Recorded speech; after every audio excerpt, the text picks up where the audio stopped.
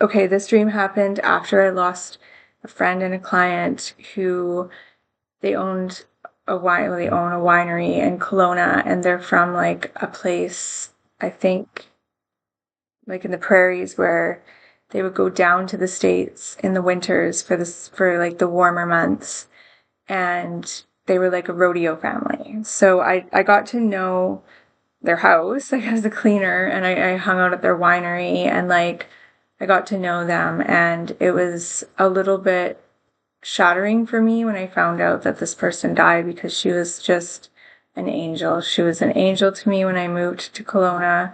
She was strength for me. I'd lost my mom, and I was like just completely starting from like ground zero. Like I hadn't worked, and I was, had looked after my mom for like a few years. She lived with me while she was not well, and my mom and I looked after each other, and so I was missing something immediately when my mom passed away that was just like impossible to replace. And I moved to Kelowna because I could not function here on the island without her.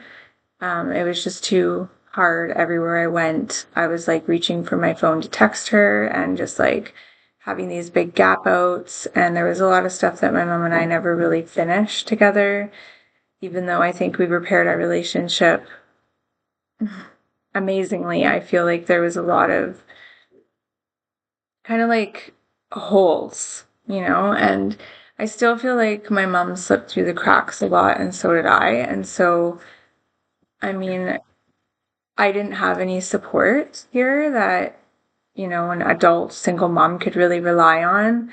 My mom and I were just in such a different place when all of this happened that it just didn't make sense to be here, and I needed more than what this place could offer. And so I moved to Kelowna where my sisters lived, and it just really helped me to feel more motivated. It made more sense, I guess. Like it was just the practical thing to do. And it was like feeling the elevator drop when she passed away. I just felt like, whoa, my heart just sunk, to the bottom again. And at the same time, I was like, this is a blessing somehow for me. This is like a person that I really cared about deeply, and I'm so lucky to have had them in my life, right? And, it made me feel like I was going through the whole healing experience again, but on a level of like more of like love than loss, if that makes sense. And I've come a long way since Kelowna, and so I was really grateful for that and really grateful for her. But of course, I don't think it changes how you feel about, somebody having to leave this world, having to leave their family. And it was a great, great loss for everybody. And I was thinking about it a lot through the week, and just asking the universe, like, why this person, right? Like, why them?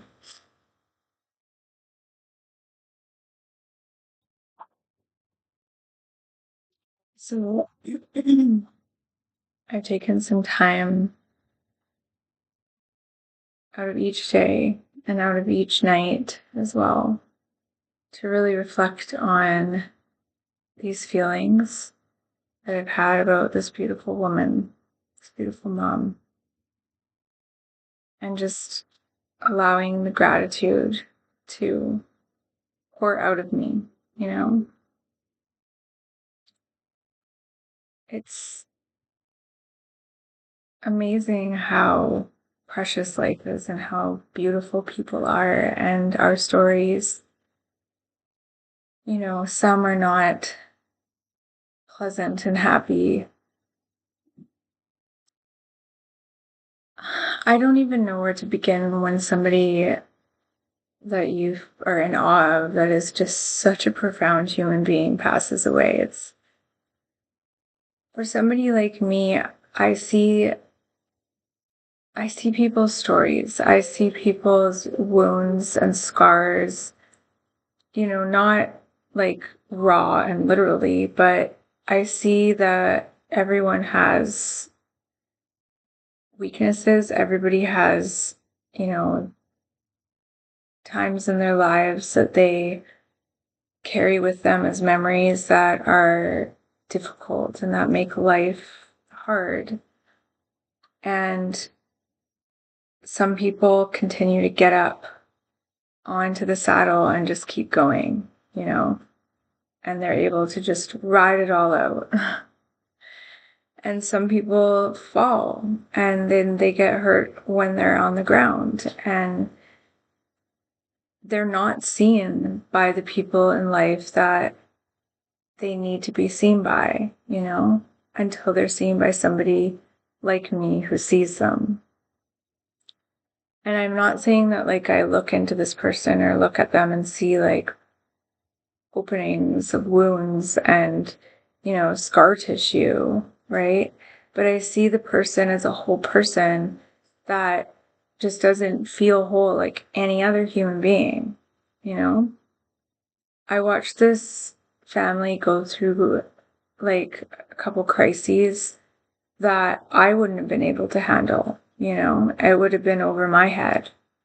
And yet I went through my own and shared my experiences that would have been probably too hard for them, So we're all so different. We're built differently, each and every one of us. And I needed these people in my life at this time. I needed to feel community. I needed to feel strong family roots.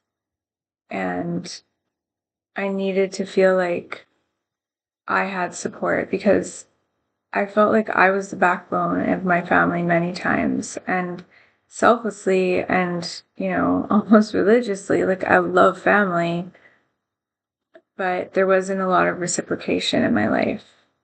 And I saw this family as being just tight, tight knit. That's why it hurt so much to see this person pass away. And at first, when someone passes away, I don't like reaching out because I feel like it's wrong. I feel like I'm not a part of that family, right? But I did in this case because I thought to myself, you know what? I was there for 2 years. Every 2 weeks, I was greeted by amazing people. I heard little bits of their lives that meant so much to them. And I saw their family photos, on the walls, on the shelves. I saw their growth. I saw their sentimental moments that built up the moment that I was in with them. I was there in those moments in the present, seeing this radiance. And every time that she would walk in, it was like this glow, this glow of like, nothing matters but love. Nothing matters but just this moment of being a part of this family and having given life and love, you know? Meanwhile, my kids are like having a moment in their bedroom. And I wanted that. Like, I wanted to feel that again, right? And it was hard. Like, I spent 3 years living with my mom as she was declining and fighting. And, I almost felt like I was, right? And so, even though I look back and I'm so honored to have been there for my mother, just as she was for me, right to the very last day that she was breathing and living, I was tired and I didn't feel like I was giving enough to my kids. I felt like I was failing as a mom. I felt like I just didn't have anything left in me when I moved to Kelowna, you know? I was trying for sure. I was going to beaches and taking pictures and getting cute little flip-flops and bathing suit sets and like sunglasses and all the things and packing my bags and smiling and getting french fries on the way home and putting on movies and cooling off and doing it all. But as I would go to these clients' homes, and it was usually moms that were hiring me, in fact, it was all moms, for the first year, I just couldn't get enough of everybody's pictures. It was like kind of creepy. Like I was like, couldn't wait to get to the next house the next day. But then I was like, why am I not feeling this in my own home? Why am I like so angry and so sad and so like morbid in my own life? And it was because of being so close to death and to somebody dying. And I was angry and I was upset. And I shared this. I shared this with my clients. I shared this with my kids' teachers. I shared this with my kids' friends, moms. Um, I, I even eventually got counseling through Mamas for Mamas for free, which was, I'm really happy I reached out because I didn't know what to do and I didn't know where to reach out. And a mom on a mom's group said, just message them. I'd never even heard of it.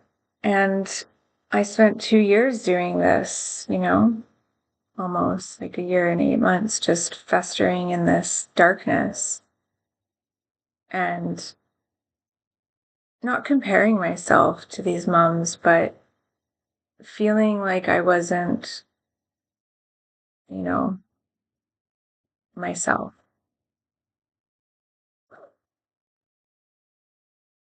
Anyways, when I love somebody, when I love their spirit, when I love their personality, when I love their life that they've made, and I've seen a lot of moms, I've seen a lot of homes, I've seen a lot of kids, I've seen a lot of families, I've seen a lot of spaces. And yeah, I'm just a cleaner. I've even heard that come out of the mouth of of a teenager when I'm working, and I'm just a cleaner and I'm just there to clean.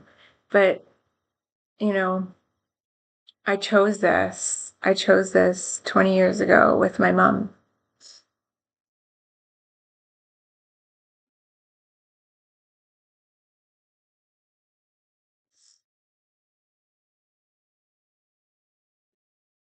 And she was so beautiful.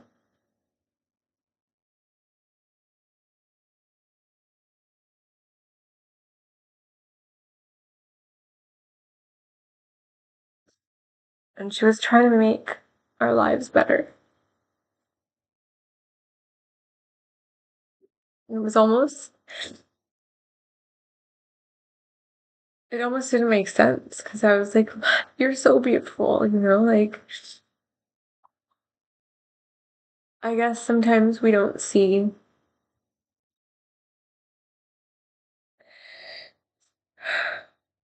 just how precious we are, I guess.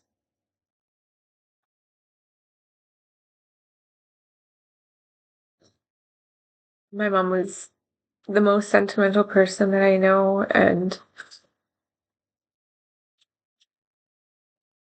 she would have lived with all of her grandkids and all three of us daughters. But survival and money and the economy and, just the way that we live here is just different. I think it's different to some of us souls. I think my mom was a tribal person. I think her trauma made her very strong, almost too strong. And she didn't see so many of her own qualities because she was so strong. And I didn't even see some of my mother's own qualities because she was hiding them so well in her success and her survival. Um,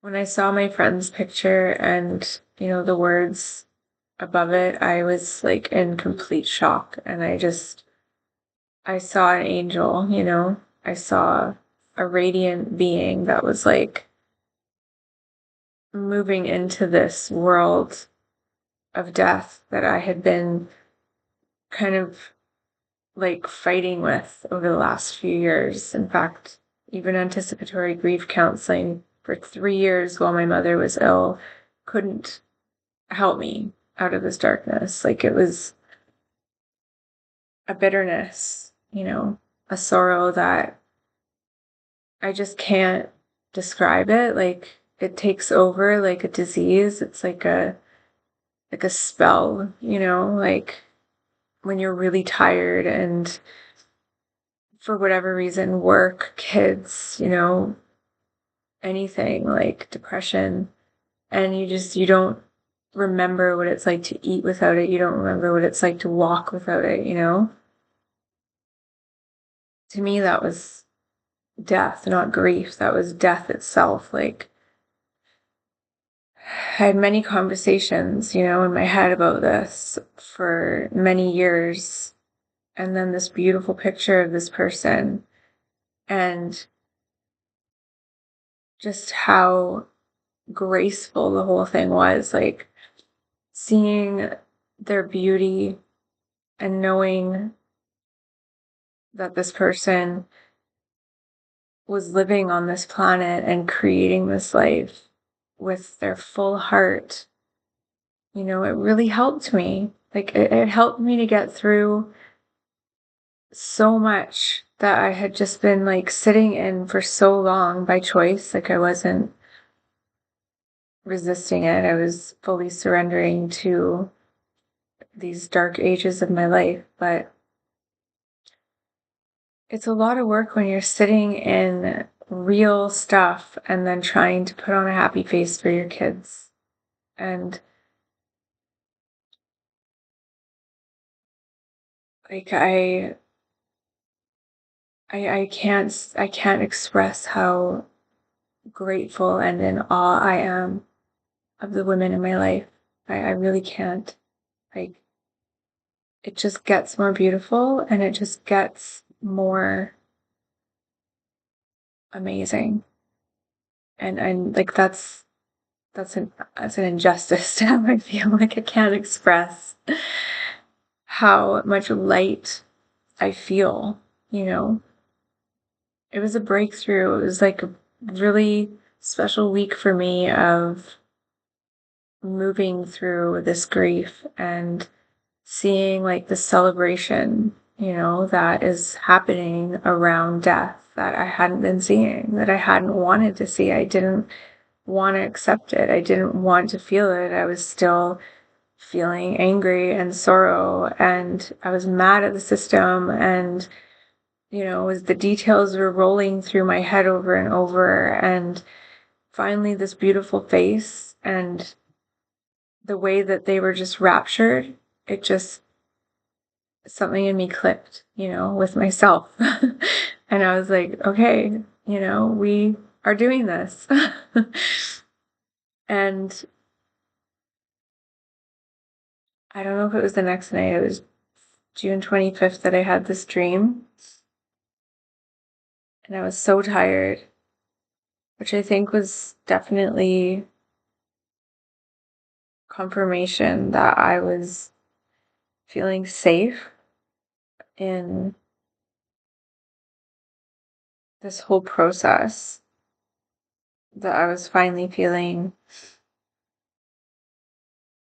I could stop fighting and start living and celebrating and accepting.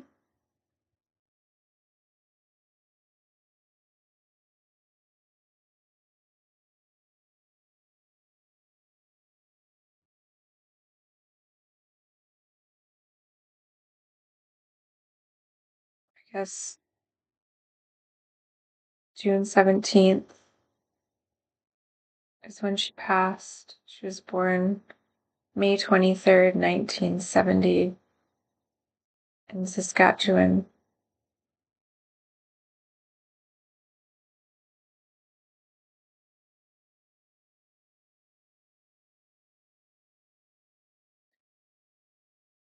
On June 25th, I had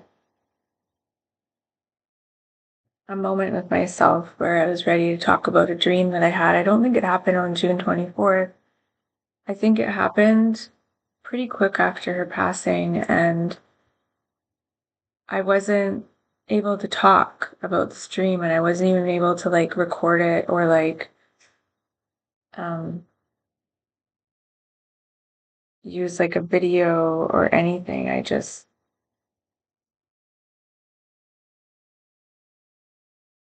didn't have the words in any shape or form. And on June 25th, I finally did. And again, I was really tired in this video. You dream. I dream, and I've almost forgotten this dream a whole bunch of times, but I'm not going to now. I didn't want to forget about this dream, and I went to work the next day after she passed away. And I kept on almost forgetting, and something would remind me while I was cleaning. I don't know why, like, I'd be mopping, and then suddenly it would be like this wake up kind of feeling like, don't forget, don't fall asleep. Don't let your memory fall asleep. Don't let your memory like lapse. Don't forget about this dream. And because I was so tired on the 25th from not sleeping and from things being really erratic, I was like, okay, I'm going to just record it now because I do forget. And this dream was really important. I'm documenting it as best as I can. I can't actually like film anything in my dreams yet. I plan on working on that soon. I really needed this dream though. I dreamt about these cute little crow feathers. They were so cute. I'm like dying, they were so cute. And I'm so tired. So when I dreamt about these crow feathers, I had been in this lean-to. It was this giant log lean-to, and I just subscribed to this person on YouTube that I found that built, this was 3 years ago, a large log shed lean-to. And they go through this whole process.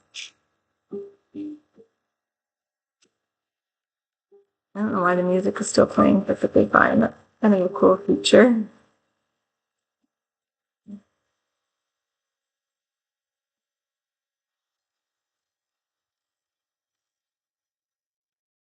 You see that? Pretty amazing. Bjorn Brenton. Thanks, Bjorn.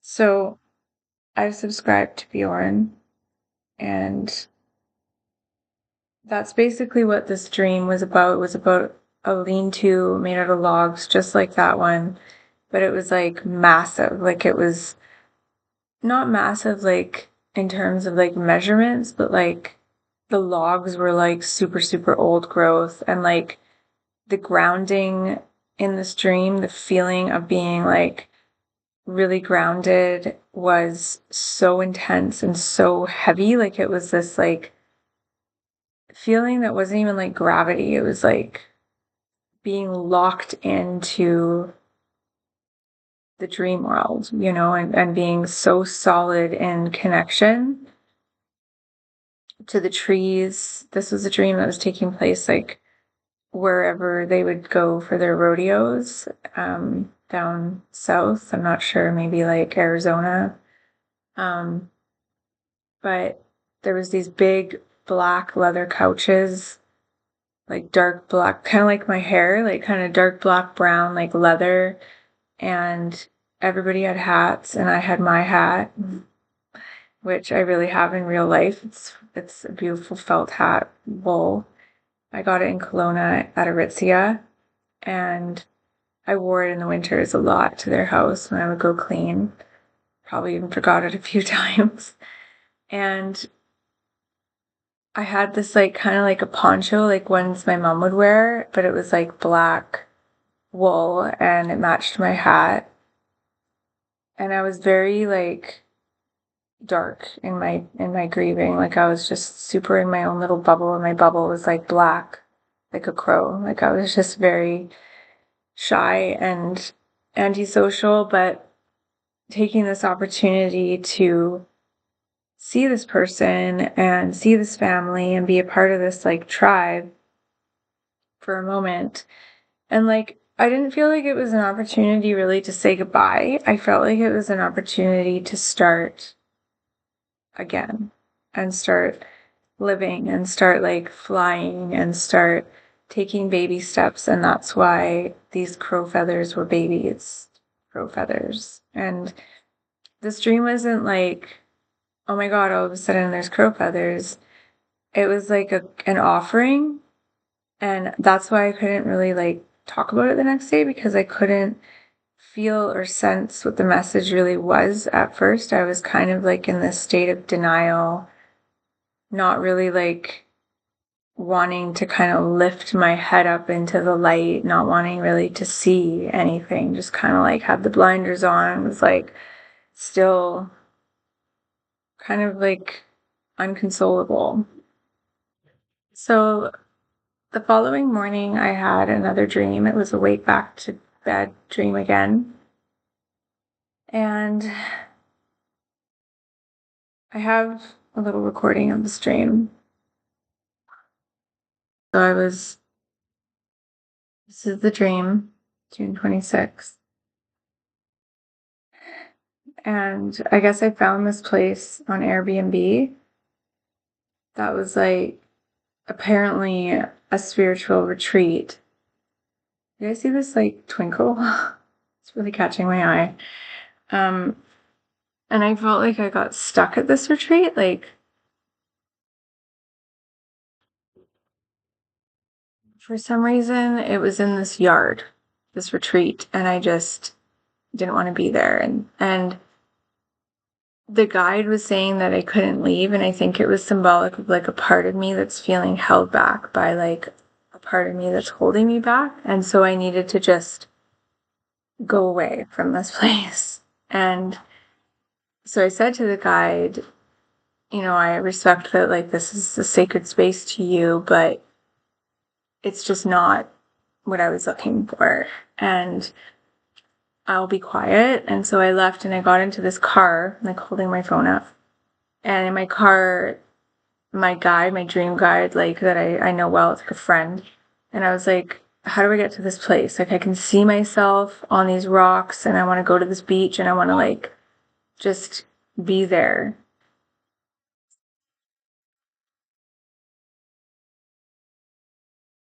I'm being stuck in this place. So I was trying to be like,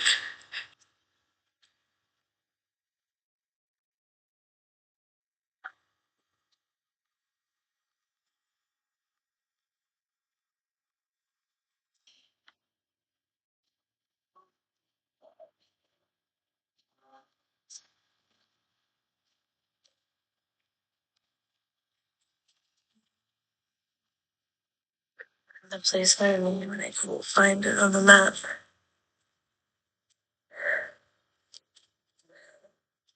The water is really blue.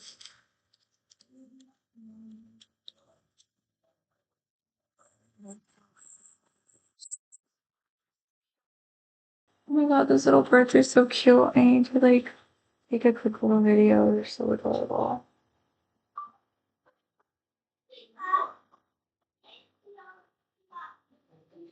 It's behind the sun. Where are you, little dog? I know you're there. Oh, there you are. I can barely see you.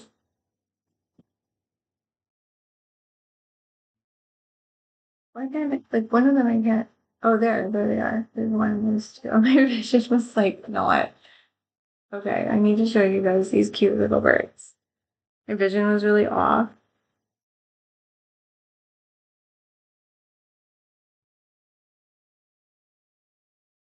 They're so cute. I'm like, I kept thinking the other one was over here, but it was actually like, that was the one I was trying to find, but it was right there.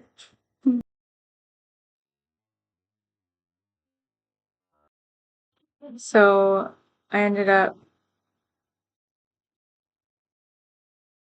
on this beach, is where the destination ended up being when I finally got there.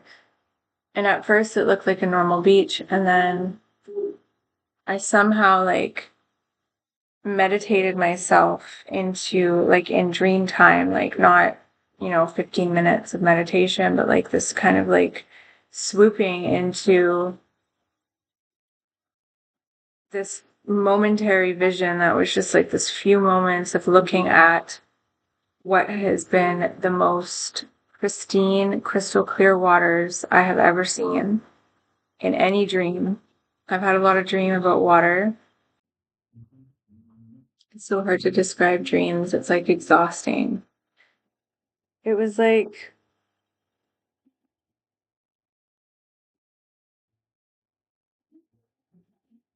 if humans had never like destroyed anything in this world, and it was just so, but it was a place that I'd never been to. Like it was totally new on my map, new in my dreams world.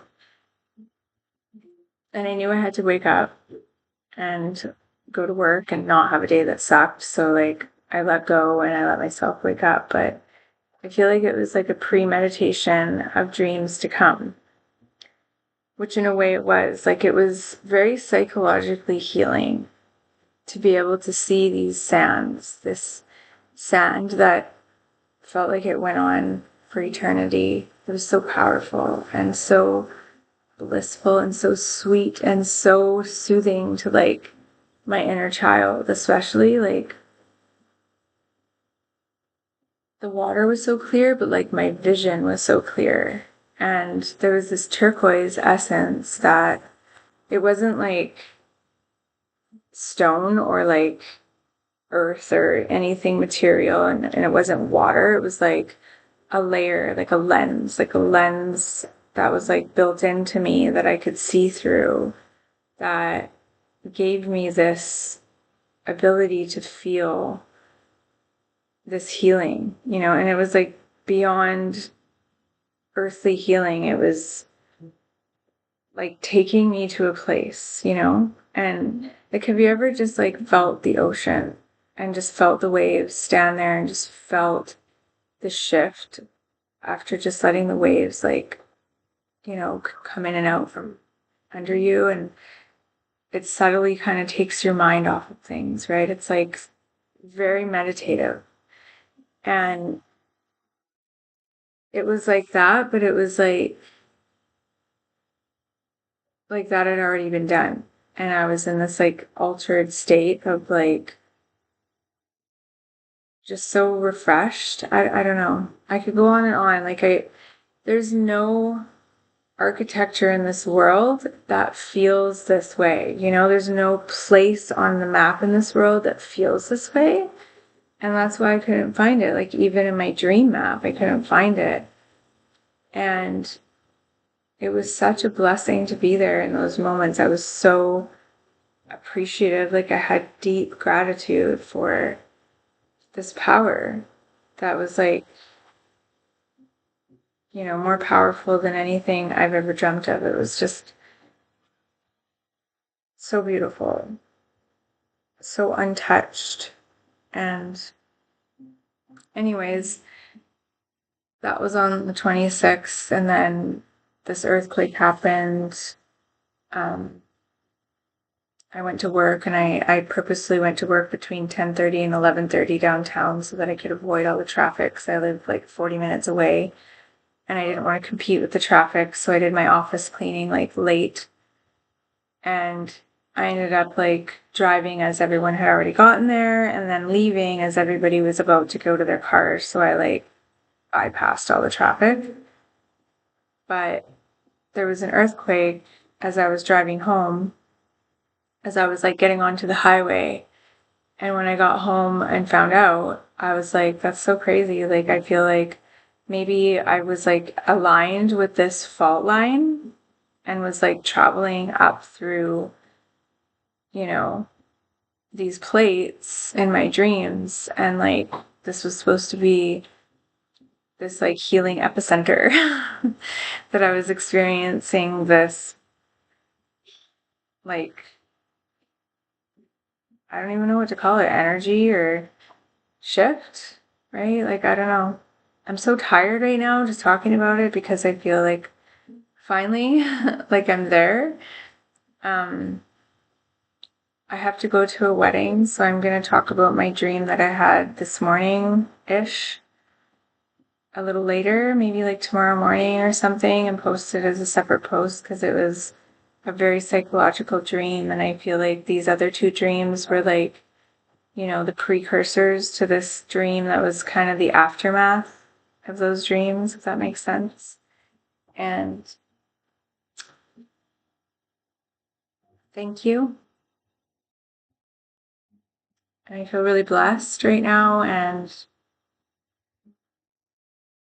the crows are sitting there. 2 birds and 2 crows and 2 dreams.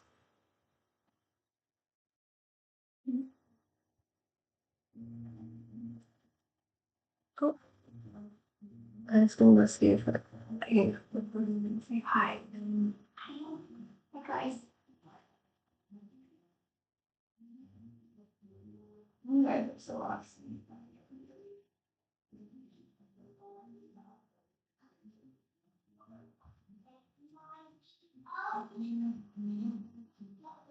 You also understand why I'm showing you these crows when I post my next video. Look at them on their perches. They're so cute. Look, look, look, look, look.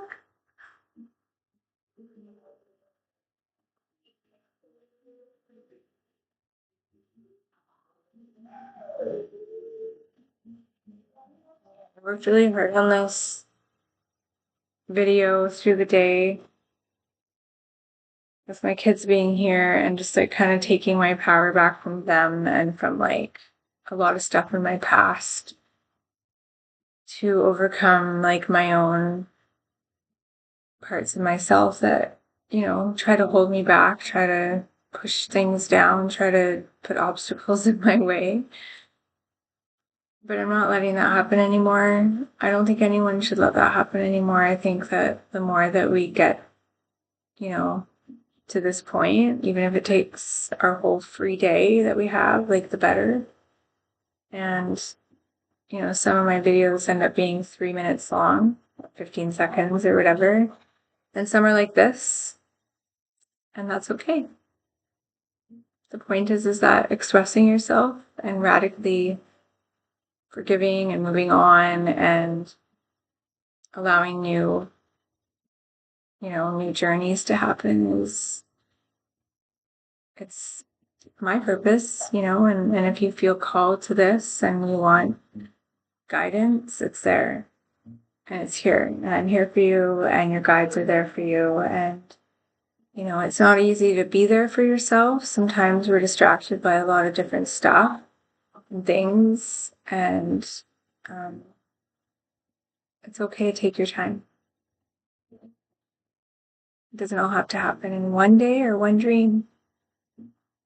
So I appreciate if you guys watch this, and I hope it's given you some insight and that you've been able to find, a little ray of light where you need it the most. I love you.